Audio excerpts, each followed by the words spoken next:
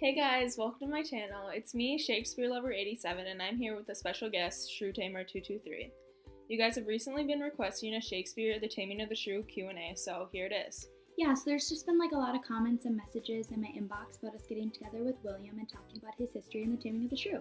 So at first we were really struggling to find the materials that would be able to withstand going all the way back to the 1500s.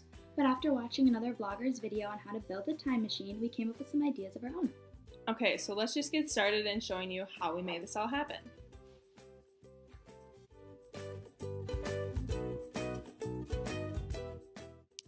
Okay, so we haven't actually fully tested out our time machine, so you guys will be the first ones to see this magic happen.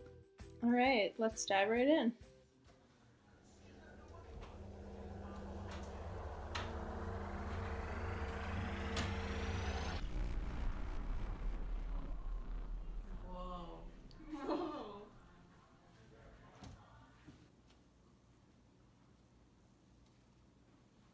Oh, hey, I'm William Shakespeare. Welcome to the 1600s. Today's April 23rd, 1616. I'm currently on my deathbed, as you can see. But I heard you needed help for a vlog. Anything for the subscribers? Well, thank you. Do you mind if we ask you a few questions? Sure. All right. So William, how about you tell us a little bit about yourself? Well, it's kind of a long story, but I was born on April 23rd, 1564, to John and Mary in Stratford-upon-Avon, England. My mother had 2 children before me, both of which died at infancy. My dad was a businessman and a glove maker, so my hands were never cold. Shout out to my dad for that one. I can't exactly remember where I went to school, but I'm pretty sure it was at King Edward VI Grammar School in Stratford until about age 14. I have a wonderful wife whom I married at age 18. Her name is Anne Hathaway.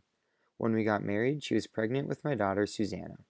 I also have a set of twins named Hamnet and Judith, but unfortunately, Hamnet died when he was young. Between the years 1585 to 1592, there is no record of my existence. Crazy, I know, right? But some people think I was a schoolmaster, law clerk, or soldier. Many of my performances were performed by the Lord Chamberlain's Men and King's Men acting companies, which I was a part of, mostly at the Globe Theatre or Blackfriars Theatre. I have wrote 37 plays and 154 sonnets in my life. Many of these plays use characters from real life. However, during 1590 to 1592, I wrote the play The Taming of the Shrew, which used no historical characters. This play was one of my first comedies and was widely popular when I first wrote it, but as time went on, its popularity diminished as I wrote more and more plays. We're such big fans of the Taming of the Shrew, we're going to act out and explain a scene together. In case you didn't know, in William Shakespeare's The Taming of the Shrew, the use of changing attire, drastic mood changes, and the abduction develops the theme of appearances versus reality. Could you please give us a brief summary of the characters in The Taming of the Shrew? Lucentio is a man who comes from Italy to Padua to study at the famous university. He easily falls in love with Bianca at first sight, as do many other men.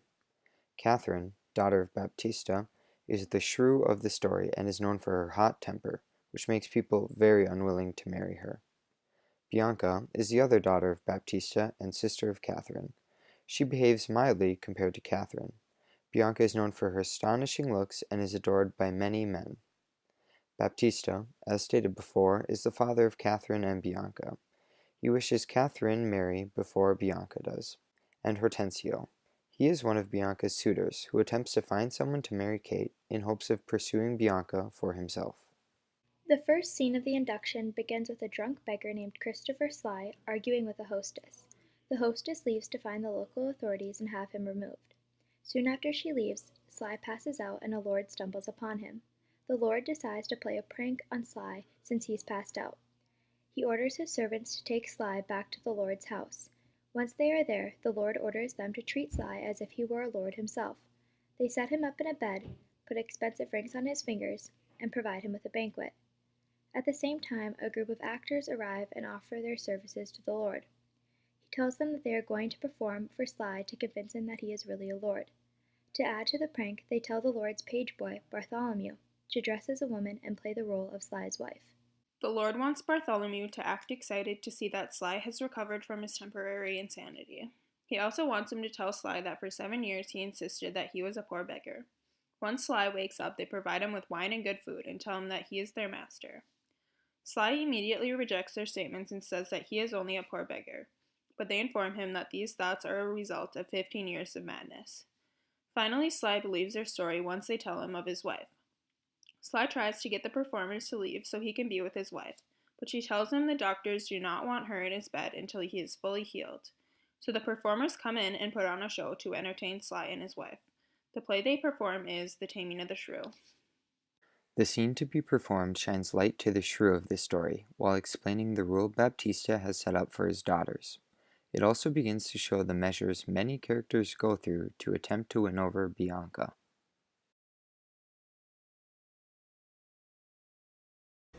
Gentlemen, importune me no farther, for how I firmly am resolved, that is, not bestow my youngest daughter before I have a husband for the elder.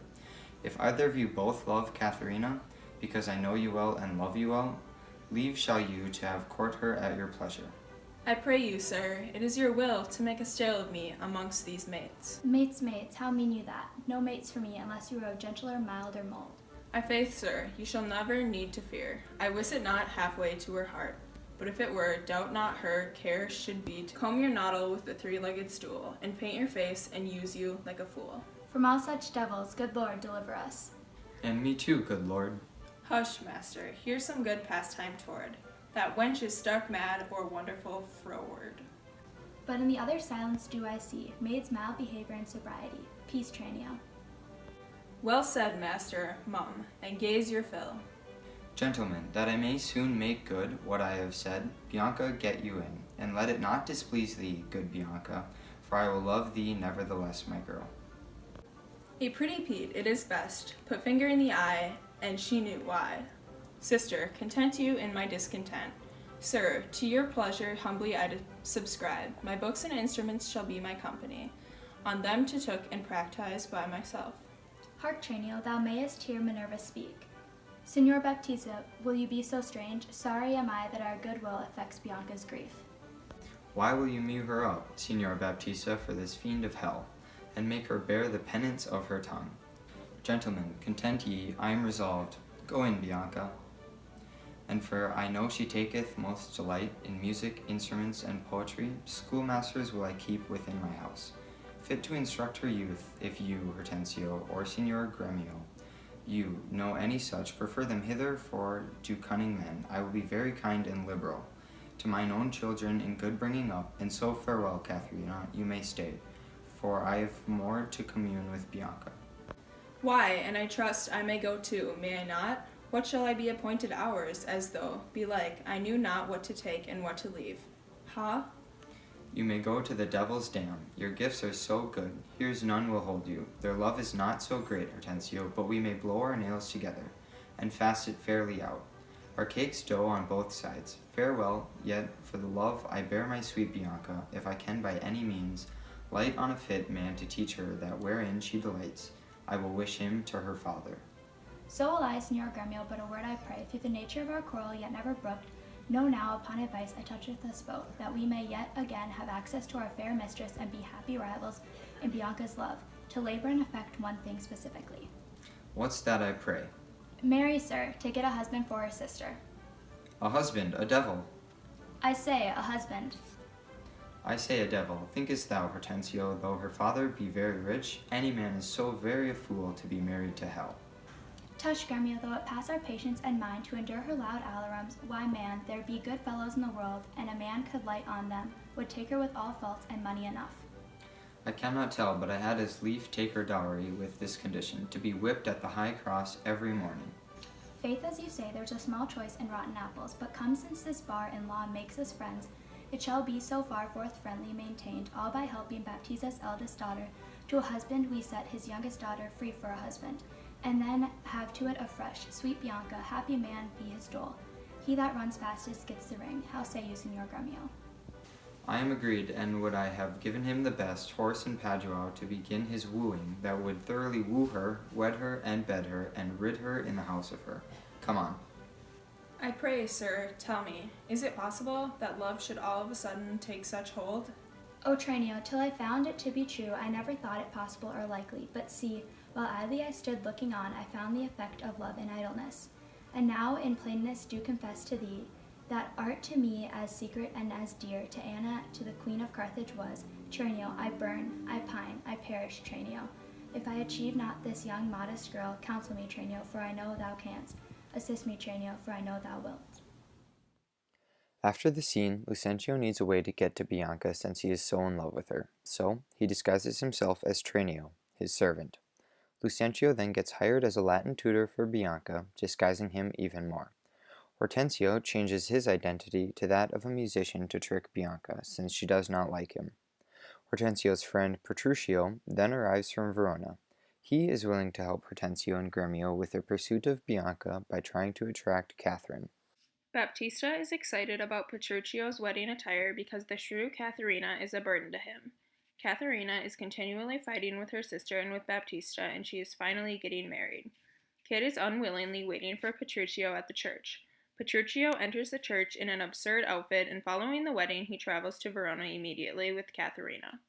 On the way to Verona, Kit is mistreated by Petruchio and his servants. She's denied food and sleep because Petruchio is trying to teach her to obey him. He also does not allow her new clothes or a hat. After being worn down by Petruchio and his servants, Kate accepts her fate and listens to his commands. They set off to visit her father in Padua. On the journey, Katharina and Petruchio meet Vincentio, Lucentio's father, who witnesses a strange conversation between Petruchio and Katharina. The three arrive in Padua, where Hortensio, who was rejected by Bianca, has married a widow, and Baptista has been tricked into believing a stranger is Tranio's father. While Vincentio tries to unravel the situation, Lucentio returns from a secret wedding with Bianca. After much confusion about who is the real Vincentio, Baptista holds a wedding feast for both of his daughters. After the meal, Petruchio devises a competition to prove whose wife is the most obedient. Each of the men call their wives, but Bianca and the widow fail to come to their husbands. After they fail to go to their husbands, Katharina lectures the women about being more obedient and being better wives. The Taming of the Shrew has many themes apparent throughout the whole story. The effect of social roles on individual happiness is prevalent throughout this work. For example, Lucentio has the role of a wealthy young student, Tranio has the role of a servant, and Bianca and Catherine occupy the roles of upper-class young ladies-in-waiting. The play unveils that Catherine wants nothing to do with her role in society. Catherine's shrewishness results from her frustration. Our selection is important because this is the part where the shrew is named and we discover that Kate needs to be married before Bianca is. It also introduces the theme of disguise and the fight for Bianca's affection. This section reveals the struggle behind the entire story. Because Katharina does not live up to her role in society, she becomes miserable and unhappy. Another major theme is the importance of art in life. Shakespeare does this by having a play within a play, to show how art is a major component of life. The last apparent theme is the difference between public and private behavior. Many characters act differently while not in front of a group of people than they do in front of a crowd of people. This work was a more light-hearted and non-historical story that encompassed the importance of art and the essence of disguise. According to Bob Corbett, an editor on Webster University, in comparison to other Shakespearean plays, The Taming of the Shrew had less of a serious tone and was more of an easygoing read. It was an interesting play, though, since it contained a play within a play. We really liked this play because it captured a different feel than any other Shakespeare plays we have read in school. The changing of disguises made it a difficult reading to comprehend, but it also made for a very interesting story.